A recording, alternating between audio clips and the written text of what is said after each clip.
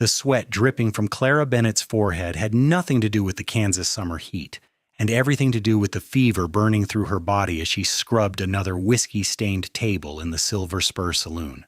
It was July 1882 in Dodge City, and the late afternoon sun filtered through the dusty windows, illuminating the haze of cigar smoke that never quite cleared from the establishment. Clara's hands trembled as she wrung out the rag into her bucket, her vision swimming momentarily before she steadied herself against the table's edge. She could not afford to collapse, not when 8-year-old Lily waited at home in their one-room shanty at the edge of town, hungry and depending entirely on whatever wages Clara could bring home from her shifts at the saloon. The fever had started 2 days ago, a persistent ache in her bones that had blossomed into chills and sweats by morning. Clara had wrapped herself in her thinnest shawl despite the summer heat, trying to stop the shivering that racked her slim frame as she walked the dusty streets to work. At 19 years old, she had been caring for Lily alone for 3 years now, ever since their parents had died in a wagon accident on the trail from Missouri. The responsibility sat heavy on her young shoulders, made heavier still by the constant worry about money, food, and keeping a roof over their heads. She earned $12 a month at the Silver Spur, barely enough for rent and the cheapest cuts of meat and day-old bread from the general store. "Clara, table 7 needs clearing," barked Morton Hayes, the saloon owner, from behind the bar. He was a portly man with a walrus mustache and little patience for his employees. Clara nodded, not trusting her voice, and made her way across the sawdust-covered floor with the bucket and rag. Her legs felt like they belonged to someone else, heavy and uncooperative. The room tilted slightly, and she grabbed the back of a chair to steady herself. "You look like death warmed over," observed one of the card players at table 7, a grizzled prospector with more beard than face. Clara managed a weak smile and began gathering the empty glasses, trying to ignore the way her stomach churned at the smell of stale beer.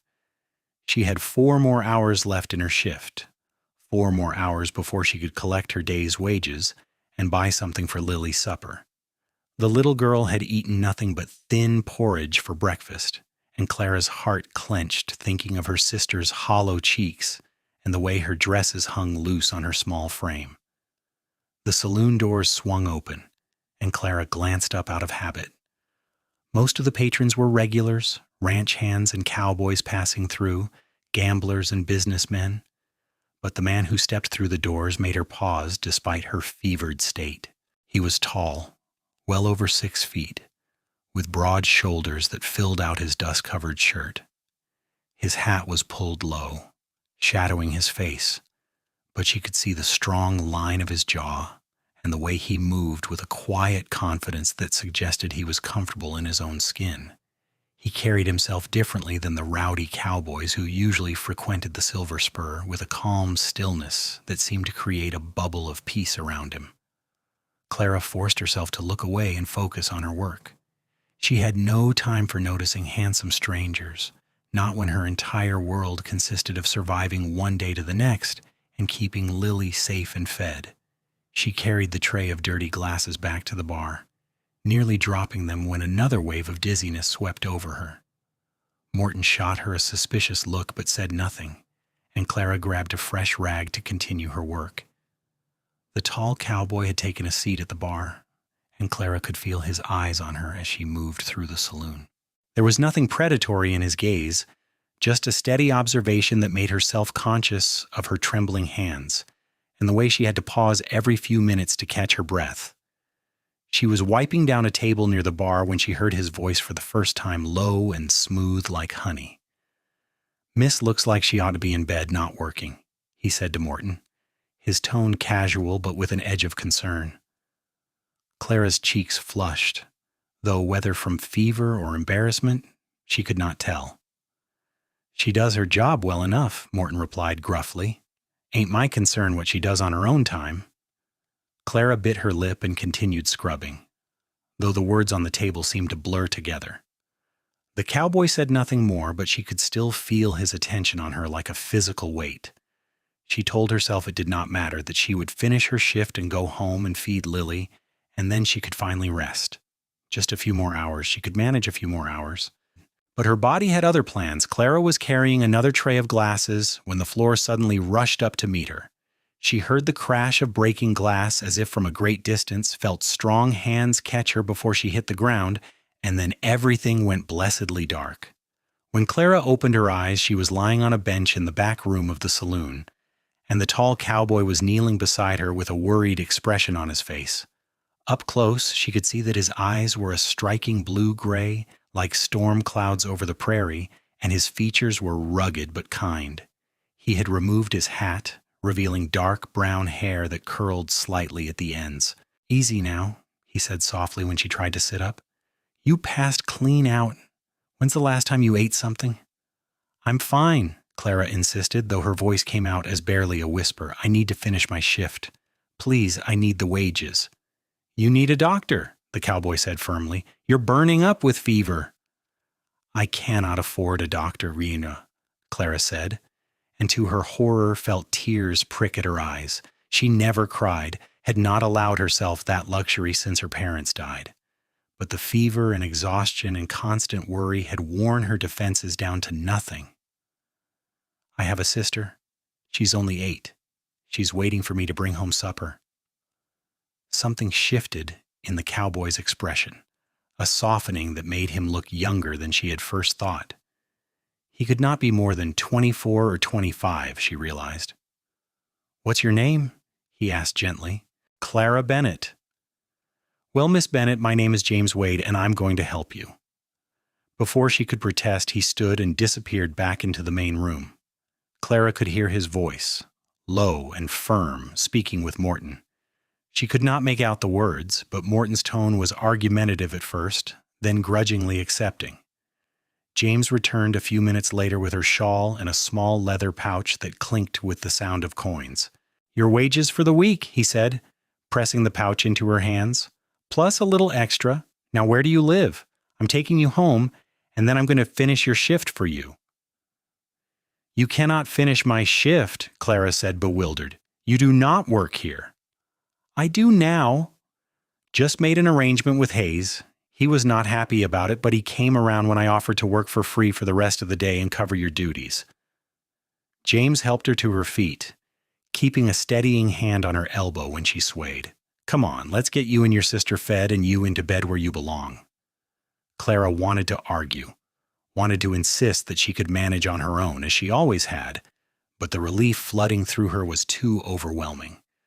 For the first time in 3 years, someone was helping her shoulder the burden, and she found she did not have the strength to refuse. She gave James directions to the shanty, and he guided her out the back door of the saloon to where a sturdy bay horse was tied. He helped her into the saddle with surprising gentleness, then swung up behind her, his arms coming around her to hold the reins. Clara should have felt uncomfortable being so close to a strange man, but instead she felt safe, protected in a way she had not felt since her father was alive. The ride to the shanty took only 10 minutes, but Clara dozed against James's chest, lulled by the steady rhythm of the horse's gait and the warmth of his body. She roused when they stopped, blinking in confusion at her own front door. James dismounted and lifted her down as if she weighed nothing, then followed her inside when she fumbled with the latch. The shanty was tiny and sparse, containing only 2 narrow beds, a small table with 2 chairs, a cook stove, and a few shelves holding their meager possessions. But it was clean and neat, everything in its place, and Lily had clearly been trying to tidy up. The little girl was sitting on one of the beds, mending a tear in her dress with careful stitches, but she jumped up when Clara entered with a stranger. "Clara!" Lily's face was a mixture of relief and worry, her light brown hair falling in tangled waves around her thin face. "You're home early. Are you all right?" "I'm fine, sweetheart," Clara said, though she immediately had to sit down on the nearest chair before her legs gave out. "This is Mr. Wade. He was kind enough to see me home." James knelt down to Lily's level, giving her a warm smile. "You can call me James, and you must be Lily. Your sister has told me you've been waiting for supper. How about I go fetch us all something good to eat?" Lily looked at Clara uncertainly, and Clara nodded. "It's all right, Lily. Mr. Wade is a friend." The word felt strange on her tongue, but somehow right. In the space of an hour, this man had shown her more kindness than she had experienced in years. James stood and pulled some bills from his pocket, pressing them into Clara's hand despite her protest. "For food and whatever else you need. I'll be back shortly with a proper meal." He tipped his hat and left before Clara could argue, the door clicking shut softly behind him. Lily immediately rushed to Clara's side, her small hand reaching up to touch Clara's forehead. "You're so hot," she said, her voice wavering. "You're sick, aren't you, like Mama was before she died?" "No, no," Clara said quickly, pulling her sister into her arms despite the way it made her head spin. "It's just a fever, Lily. It will pass in a day or two. I promise I'm not leaving you." She held Lily close, breathing in the little girl's scent of soap and sunshine. "I promise." They sat like that for several minutes before Clara forced herself to stand and change out of her work dress into a clean nightgown. Her body ached everywhere, and her head pounded with each movement. But she felt better being in her own home, knowing that Lily was safe and that food was coming. She lay down on her bed, and Lily immediately curled up beside her, her small body fitting perfectly against Clara's side. "Who is he really?" Lily asked softly. "Mr. Wade, I mean." "I don't know," Clara admitted. "A cowboy who happened to be in the saloon when I fainted. A kind man, I think. A good one." "He has nice eyes," Lily observed, "like the sky before a rain." Clara smiled despite her exhaustion. Lily had always been observant, noticing details that Clara often missed. "Yes," she agreed, "he does." True to his word, James returned less than an hour later with packages wrapped in brown paper and a covered pot that smelled like heaven. Clara tried to get up to help, but he waved her back down with a firm look and set about laying out the food on their small table. He had brought fresh bread, still warm from the bakery, a roasted chicken with potatoes and carrots, a jar of preserves, a slab of butter, and a container of milk. It was more food than Clara and Lily usually saw in a week, and Lily's eyes went wide with wonder. "I wasn't sure what you liked," James said, looking almost sheepish, "so I got a bit of everything."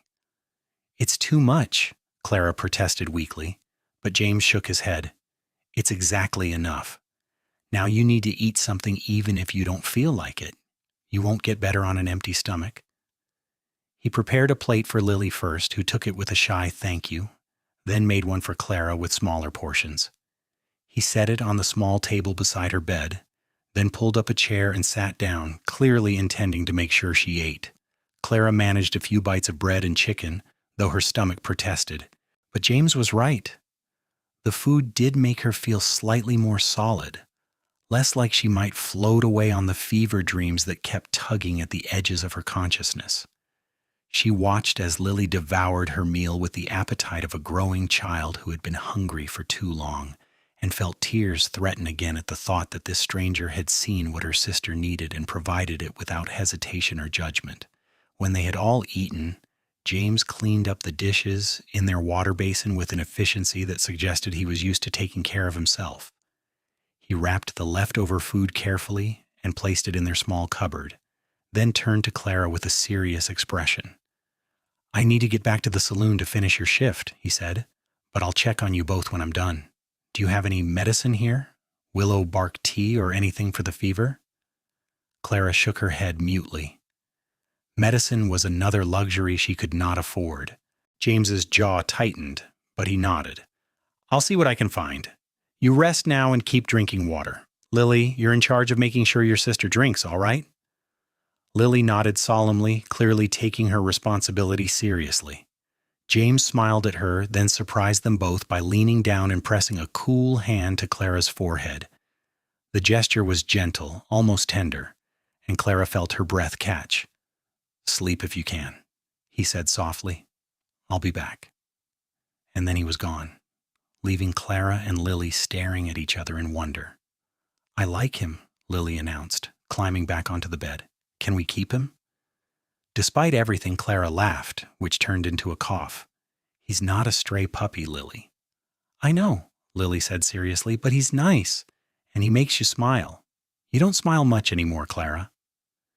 The observation stung because it was true. Clara had been so focused on survival that she had forgotten how to smile, how to feel anything beyond constant worry and exhaustion. But James Wade, with his storm cloud eyes and quiet kindness, had somehow broken through her defenses in the space of a few hours. She told herself not to get attached, that he was just being charitable and would disappear back into whatever life he had come from. Men like him did not stay in the orbit of impoverished saloon girls and their little sisters. But she found herself watching the door as evening fell, listening for his footsteps. Lily chattered beside her, telling stories about her day and the grasshopper she had caught in the yard and the clouds she had watched from the window. Clara listened with half her attention, the other half focused on the strange fluttering in her chest that had nothing to do with fever and everything to do with a tall cowboy with gentle hands. It was fully dark when James finally returned, carrying a basket and looking weary but satisfied. Hayes agreed to give you the rest of the week off to recover, he announced, as he set the basket down. Paid time. I explained that you wouldn't be much use to him if you worked yourself into a grave. How did you convince him? Clara asked, astonished. Morton Hayes was not known for his generosity or compassion. I have my ways, James said with a slight smile. Mostly, I told him I'd cover your shifts myself until you're well, at no cost to him. Seemed to do the trick. He began unpacking the basket, revealing more food, a small bottle of laudanum, packets of willow bark for tea, clean bandages, and a worn but serviceable quilt. The doctor's wife sent the medicine and the quilt, said she remembered what it was like being young and on her own and wanted to help. Clara felt overwhelmed by the kindness of strangers, by this man who kept giving and giving without asking for anything in return. Why are you doing this? She whispered. You don't even know us. James paused in his unpacking and looked at her directly, his blue-gray eyes serious. My mother died when I was 12, he said quietly. My sister was only 6. My father did his best, but he was a ranch hand. Gone from sunrise to sunset. I took care of my sister much the way you take care of Lily. I know what it's like to be hungry and scared and trying to keep it together for someone who depends on you. I know what it's like to wish someone would just help without making you beg for it. He smiled, but there was old pain behind it. So when I see someone carrying that same weight, I help. Simple as that. It was not simple at all, Clara thought. It was extraordinary. But she just nodded, not trusting her voice. James made her willow bark tea and sat with her while she drank it, telling Lily stories about growing up on a cattle ranch in Texas and the ornery horse he had learned to ride and the time he had accidentally lassoed a pig instead of a calf. Lily giggled delightedly, and Clara found herself relaxing despite the fever, lulled by the sound of James's voice and the knowledge that, for tonight at least, they were safe and fed and cared for. When Lily's eyes started to droop, James stood to leave. I'll be back tomorrow morning to check on you both, he said, and to make breakfast before I head to the saloon. You don't have to, Clara said automatically, though her heart wanted him to stay, to keep filling their tiny shanty with his calm presence. I know I don't have to, James said gently. I want to. Get some rest, Clara. Let yourself be taken care of for once. After he left, Clara lay in the darkness listening to Lily's soft breathing and thinking about James Wade. She knew it was dangerous to let herself hope, to imagine that his kindness meant anything beyond Christian charity, but her heart, so carefully guarded for 3 long years, had already begun to open like a flower toward the sun. And as she drifted off to sleep, her fever finally breaking under the influence of the willow bark tea, she dreamed of storm cloud eyes and gentle hands and a voice that made her feel safe. James was true to his word, appearing at their door just after sunrise with fresh eggs, bacon, and coffee. He cooked breakfast on their small stove with the ease of long practice, and Clara watched from her bed, feeling stronger but still weak and dizzy when she tried to stand. Lily helped James set the table, chattering away about the grasshopper again and asking him questions about Texas and horses and everything under the sun. James answered each question patiently, and Clara could see him genuinely enjoying Lily's company, not just tolerating her the way many adults did with children. After breakfast, James insisted on cleaning up again, then sat with Clara while Lily played outside in the small yard. "You're looking better," he observed, touching her forehead again. His hand lingered this time, and Clara felt her pulse quicken. "The fever is down. The willow bark is helping." "Thanks to you," Clara said. "I don't know how I can ever repay your kindness, James." "Don't want repayment," James said firmly, "but I would like to know you better, if you're willing. You and Lily both." He paused, seeming to choose his words carefully. "I've been drifting for a while now, working ranch jobs here and there. But Dodge City feels different. It feels like maybe I could put down roots here. And meeting you, well, it makes me want to try." Clara's breath caught. "You barely know me," she said, but her voice was hopeful rather than dismissive. "I know you're brave and strong and fiercely protective of your sister," James said. "I know you work yourself sick to keep her fed. I know you have a beautiful smile when you let yourself use it. That seems like a pretty good start to me." He reached out and took her hand, his calloused fingers warm around hers. "I'm not asking for promises, Clara.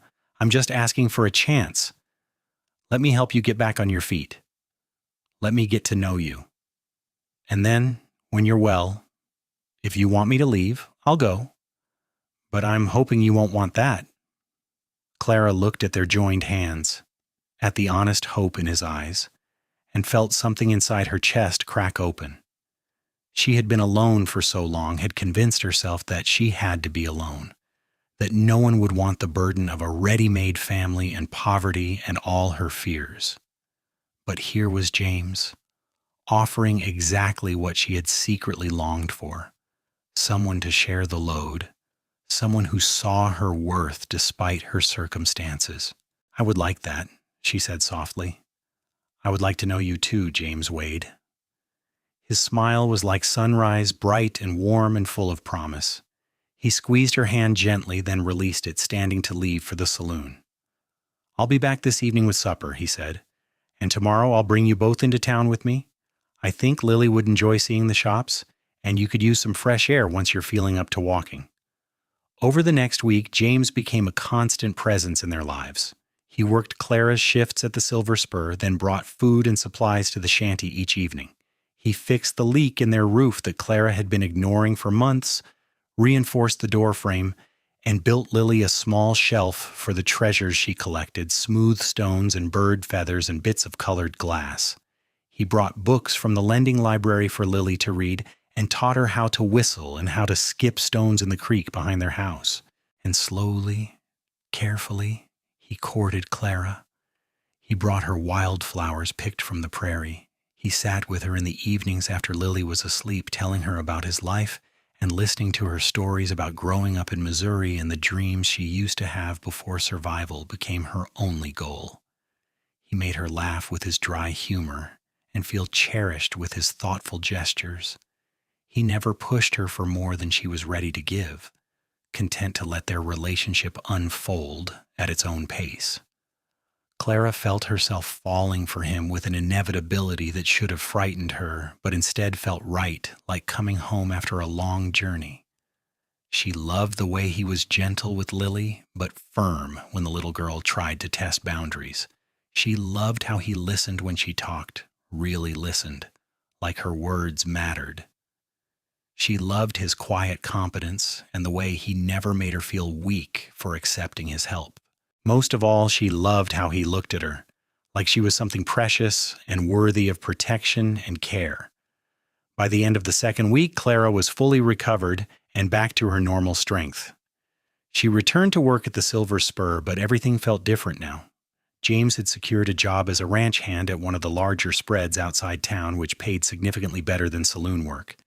He suggested hesitantly that Clara might consider finding different employment, something less exhausting and better suited to her sharp mind. "There's a seamstress in town looking for an apprentice," he said one evening as they sat on the steps of the shanty watching fireflies blink in the gathering dusk. Lily was inside, supposedly going to sleep, but more likely listening to every word. Mrs. Henderson, she's getting on in years and needs someone to eventually take over the business. I mentioned you to her, told her you're clever with your hands and a hard worker. She wants to meet you." Clara's heart leaped at the possibility. She had always enjoyed sewing, had made all of Lily's clothes by hand from scraps and remnants.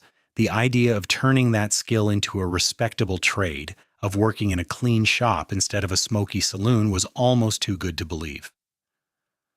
"Why would she consider me based on your recommendation?" she asked.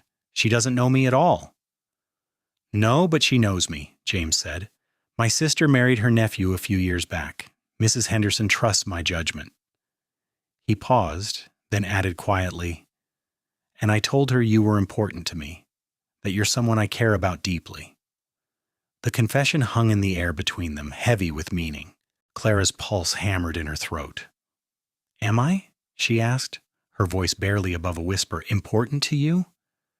James turned to face her fully, his storm cloud eyes serious and full of emotion. "Clara, you're everything to me, you and Lily both. I know it's fast, I know we've only known each other a few weeks, but I've never been more certain of anything in my life. I love you. I love your strength and your kindness, and the way you love your sister. I love how you smile at me when you think I'm not looking. I love that you're letting me into your life, into your heart." He took her hand, threading his fingers through hers. "I want to build a life with you, if you'll have me. I want to take care of you and Lily, not because you need taking care of, but because it would be my honor and my joy. I want to wake up every morning knowing you're mine and I'm yours." Clara felt tears spill down her cheeks, but they were happy tears. The release of 3 years of fear and loneliness and desperate struggling. "I love you too," she said, her voice breaking. "I've been so afraid to love anyone, afraid of losing them like I lost my parents. But you make me brave, James. You make me want to hope again." James pulled her into his arms, holding her close as she cried against his chest. His hand stroked her hair, and she could feel the steady beat of his heart beneath her cheek. "You won't lose me," he murmured. "I promise you, Clara Bennett, I'm not going anywhere." When she finally pulled back, he cupped her face in his hands and kissed her, gentle and sweet and full of promise. It was Clara's first real kiss, and it felt like sealing a vow, like binding their futures together with something stronger than words. When they broke apart, both breathing hard, Lily's delighted voice came from the doorway. "Does this mean James is going to be my brother?" she asked hopefully, and both Clara and James laughed. "I think it means James is going to be your brother-in-law," Clara corrected, looking at James for confirmation. He nodded, his eyes never leaving her face. "If your sister will marry me," he said. "Clara, I know I should wait, should court you properly for a respectable amount of time, but I don't want to wait. I don't have much to offer right now, just a steady job and a horse and a heart that belongs entirely to you, but I swear I'll spend the rest of my life making you happy. Will you marry me?" "Yes," Clara said without hesitation. "Yes, 1,000 times yes." Lily whooped and ran to throw her arms around both of them, and they all ended up in a tangle of limbs and laughter on the steps. In that moment, Clara felt a peace she had not known since her parents died, a sense of rightness and belonging that filled all the hollow places inside her. She had spent so long just surviving, and now finally she was going to live. They were married 3 weeks later in a simple ceremony at the small church on Main Street. Clara wore a dress of pale blue cotton that Mrs. Henderson had helped her make, with lace at the collar and cuffs. Lily stood beside her as bridesmaid in a new dress of yellow calico, her hair braided with ribbons. James wore a new suit that he had saved up for and looked so handsome that Clara's breath caught when she saw him waiting at the altar. The ceremony was brief but heartfelt, attended by a small gathering of friends they had made in Dodge City. Mrs. Henderson was there, and some of the ranch hands James worked with, and even Morton Hayes from the Silver Spur, who gave Clara a grudging nod of approval.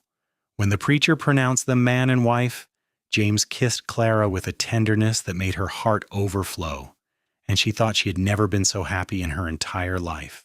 James had rented a small house on the respectable side of town, nothing fancy, but infinitely better than the shanty they had been living in. It had 3 bedrooms, a proper kitchen, and a parlor with real glass windows. He had furnished it modestly but thoughtfully, with a bed for their room, a smaller bed for Lily's room, and even a sewing table set up near the window where Clara could work on her apprenticeship projects for Mrs. Henderson. They moved in that same day, and Lily ran through the house touching everything with wonder, unable to believe it was really theirs. Clara stood in the kitchen, running her hand along the smooth surface of the cook stove, and felt James come up behind her, wrapping his arms around her waist. "Happy?" he murmured against her hair. "More than I ever thought possible," Clara said truthfully. She turned in his arms to face him, reaching up to touch his face. "You've given me everything, James. A home, security, love. You've given me back my life." "You gave me something too," James said seriously. "Purpose, a reason to stay in one place, a family." He kissed her forehead, then her nose, then her lips. "I was drifting before I met you, Clara. Now I'm anchored. You're my home."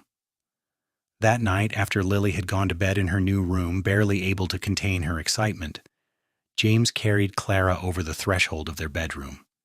He made love to her with a gentleness and reverence that brought tears to her eyes, whispering words of love and devotion as he learned the contours of her body. Clara had been afraid, not knowing what to expect, but James was patient and tender, making sure she felt cherished and safe. Afterward, they lay tangled together in the darkness, and Clara thought that if she died tomorrow, she would die happy, knowing she had experienced this perfect love. But she did not die. Instead, she thrived. Over the following months, Clara blossomed under the steady influence of James's love and the security of knowing she and Lily would never go hungry or homeless again. She excelled at her apprenticeship with Mrs. Henderson, her natural talent for sewing combined with her meticulous attention to detail, making her a favorite among the town's ladies. Mrs. Henderson began giving her more complex projects, intricate wedding gowns and tailored suits, and spoke openly of retiring soon and leaving the shop to Clara. James prospered too, earning the respect of his employer and a promotion to foreman within 6 months. The raise in wages meant they could afford small luxuries, a Christmas goose, new boots for Lily when she outgrew her old ones, a set of books for their parlor. But more than the material improvements, it was the emotional security that transformed them all. Lily, no longer constantly anxious about where her next meal would come from, became a bright, happy child who laughed often and made friends at the school James insisted she attend. Clara, released from the burden of being solely responsible for their survival, rediscovered the joy in simple things: morning coffee with her husband, Sunday walks as a family, evenings spent reading aloud by lamplight. And James, solid and steady as a rock, seemed to grow lighter as the months passed, the shadows in his eyes fading as he built the life he had always wanted. He was attentive and affectionate with Clara, never missing an opportunity to kiss her goodbye in the morning or pull her into his arms when he came home at night. He was patient and kind with Lily, helping her with her schoolwork and teaching her to ride his horse on weekends. He was, in every way that mattered, the perfect husband and father figure. A year after their wedding, Clara realized she was pregnant. She had suspected for a few weeks, the telltale signs of missed courses and morning queasiness, but she waited to be sure before telling James. When she finally did, over breakfast on a Saturday morning with Lily still asleep, his reaction was everything she could have hoped for. His face lit up with pure joy, and he swept her into his arms, spinning her around the kitchen until she laughingly begged him to stop before she was sick. "A baby," he breathed, setting her down carefully as if she were made of glass. "Clara, we're going to have a baby." "Are you happy?" she asked, suddenly nervous despite his obvious excitement. They had never discussed children, and she worried that perhaps it was too soon, that he might feel trapped. "Happy?" James cupped her face in his hands, his eyes shining. "Clara, I'm overjoyed. terrified but overjoyed. You've made me the luckiest man alive." He kissed her deeply, pouring all his love and excitement into the embrace.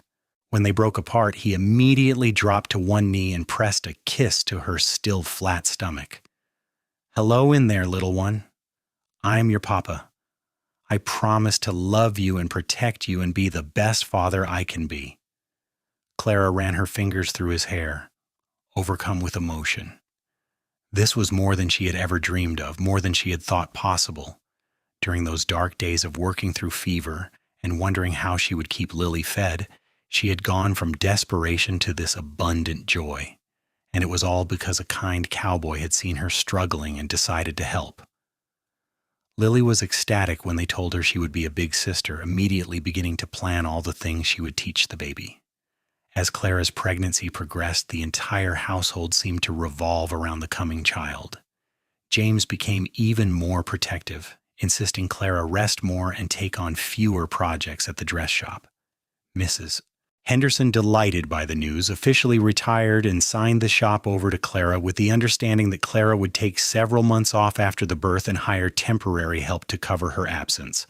The baby, a healthy boy with James's dark hair and Clara's green eyes, was born on a warm May evening in 1884. The labor was long and difficult, and James paced the kitchen while the midwife attended to Clara, his face pale with worry. But when he was finally allowed into the bedroom and saw Clara, exhausted but radiant, holding their son, he broke down and cried, kneeling beside the bed and pressing kisses to both their faces. "He's perfect," Clara whispered, stroking the baby's downy head. "He looks just like you." "He has your nose," James said, gently touching the tiny feature. "What should we name him?" They had discussed names for months, but now, looking at their son's scrunched face, Clara knew with certainty. "Thomas," she said. "After your father." James's father had passed away 2 years ago, and Clara knew James still grieved the loss. His eyes filled with fresh tears at her suggestion. "Thomas James Wade," he said softly. "It's perfect, Clara. Thank you." Lily adored her baby brother from the first moment she saw him, insisting on helping with everything from diaper changes to bath time. At 12 years old now, she was mature and responsible, and Clara trusted her completely with Thomas. Watching Lily sing lullabies to the baby, or carefully hold him while Clara prepared supper, Clara felt a profound gratitude for the family they had become, the 3 of them that had become 5, bound together by love and commitment. Life settled into a new rhythm with Thomas. Clara managed the dress shop with the help of an assistant, working reduced hours so she could spend more time with her children. James continued as foreman at the ranch, bringing home steady wages and occasionally surprising them with treats, peppermint sticks for the children, a new shawl for Clara, a book he thought she would enjoy. They attended church on Sundays, had neighbors over for supper, and gradually became an established part of Dodge City society. When Thomas was 2 and Lily was 14, Clara became pregnant again. This time, the pregnancy was easier, and she continued working almost until her due date. Their daughter, Emily Rose, was born in October of 1886, a tiny thing with blonde hair and James's blue-gray eyes. Thomas was initially skeptical of the new arrival who took attention away from him, but he quickly became protective of his little sister, following Clara around to make sure the baby was all right. James, holding Emily for the first time, looked at Clara with an expression of such profound love and contentment that it took her breath away. 4 years ago, I walked into a saloon and saw a beautiful woman working herself to death, he said quietly. I had no idea that helping her would lead to this, to all of this. You've given me everything, Clara, everything that matters. We gave it to each other, Clara corrected, reaching out to touch his face. I was drowning, and you threw me a rope. But you were drifting and I gave you an anchor. We saved each other, James. He leaned over to kiss her, careful not to jostle the baby. I love you, Clara Wade, more than words can say. I love you too, Clara whispered, always and forever. As the years passed, the Wade family continued to thrive. Lily grew into a beautiful young woman and eventually married a banker's son. though she stayed in Dodge City so she could remain close to her sister and the only father figure she had really known. Thomas grew tall and strong like his father, with a gentle heart and a love of horses. Emily was bright and curious, always asking questions and getting into harmless mischief. Clara's dress shop became the most successful in Dodge City, her reputation for quality work spreading to neighboring towns. James eventually saved enough to buy a small ranch of their own, fulfilling a lifelong dream of working his own land. They built a proper house on the property, large enough for their growing family and with a separate room for Clara's sewing. Through all the joys and challenges, the good times and bad, James and Clara remained deeply in love. They never forgot those first desperate weeks when they had found each other, and they never took for granted the gift of their life together. On their 10th wedding anniversary, James took Clara back to the Silver Spur Saloon, which had changed ownership and become more respectable over the years. They sat at the bar holding hands, and James ordered 2 sarsaparillas. "Do you remember the first time I saw you?" he asked, his eyes soft with memory. "You were trying so hard to stay on your feet, to finish your shift. You were the bravest thing I'd ever seen." "I remember thinking you had kind eyes," Clara admitted. "And then you caught me when I fainted, and I felt safe for the first time in years." She squeezed his hand. "You gave me back my life, James. You and those children of ours, you're everything to me." "You were always strong, Clara," James said seriously. "I just helped you remember it. You would have survived with or without me, but I'm awfully glad you chose to survive with me." They finished their drinks and walked home hand in hand through the quiet streets of Dodge City, the town where they had found each other and built a life.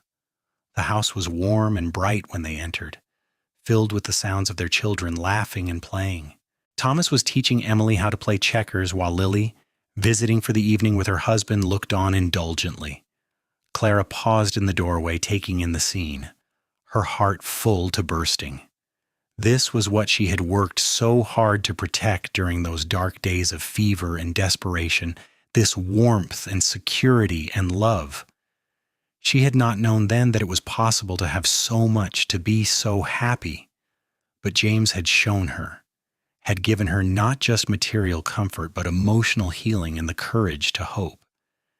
As if sensing her thoughts, James pulled her close, wrapping his arms around her from behind and resting his chin on her shoulder. "Happy?" he murmured, a question he had asked countless times over the years. Clara leaned back against him, watching their children and feeling the solid strength of her husband's embrace. "More than I ever dreamed possible," she said, the same answer she had given him on their wedding day. And it was true then, and it would remain true for all the days of their lives together.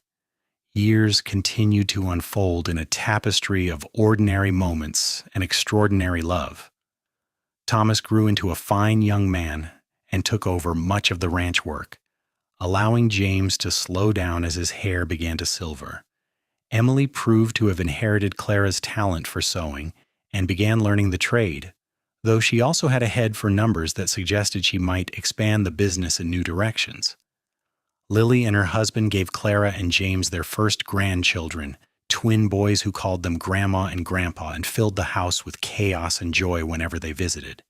Clara and James aged together gracefully, their love deepening with each passing year. They spent evenings on the porch of their ranch house, watching the sunset over the prairie and talking about everything and nothing. James still brought her wildflowers, and Clara still smiled at him in that special way that made his heart skip. They had weathered storms together, both literal and figurative, financial struggles and childhood illnesses, and the inevitable challenges of life. And each trial had only strengthened their bond. On the 20th anniversary of the day James had walked into the Silver Spur and changed both their lives, Clara sat at her sewing table working on a wedding dress for a customer. Through the window, she could see James teaching their youngest grandson to ride, patient and encouraging, just as he had been with their own children. She paused in her work, needle suspended over fabric, and marveled at the path her life had taken. That scared, feverish girl working herself to death in a saloon felt like a different person, someone from another lifetime. But Clara remembered her, honored her, because that girl's desperate courage had led to this moment, this life, this overwhelming happiness. She remembered how it felt to be alone and frightened, and she tried to pay forward the kindness James had shown her, hiring young women who needed a chance, donating to the church fund for struggling families, always ready with a meal or a word of encouragement for anyone in need. James came in as the sun was setting, smelling of horse and hay and the outdoors. He dropped a kiss on the top of Clara's head and looked over her shoulder at her work. "Pretty," he commented, "though not as pretty as the woman making it." Clara laughed, the sound warm and easy after decades of practice.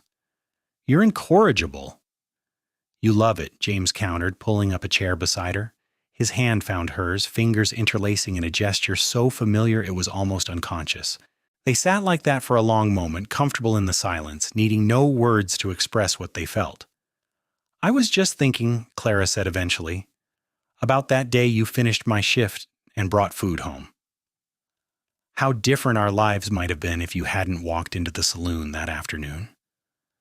"I think we would have found each other somehow," James said thoughtfully. "Some things are just meant to be, but I'm grateful it happened the way it did. I got to be there when you needed me most.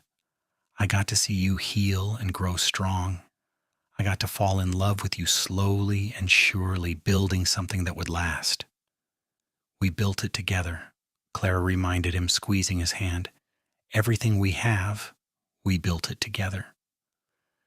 As night fell over the ranch, they sat together in the gathering darkness, two people who had found each other against the odds and created something beautiful. Their children were safe and loved, their grandchildren were thriving, and they had each other, still and always. In a time and place where life was hard and futures were uncertain, they had carved out their own piece of happiness, their own small paradise on the Kansas prairie, and when Clara looked back on her life in the years to come, she would always return to that moment in the Silver Spur when a tall cowboy with storm cloud eyes had caught her as she fell and decided, for no reason except kindness, to help a desperate young woman and her little sister.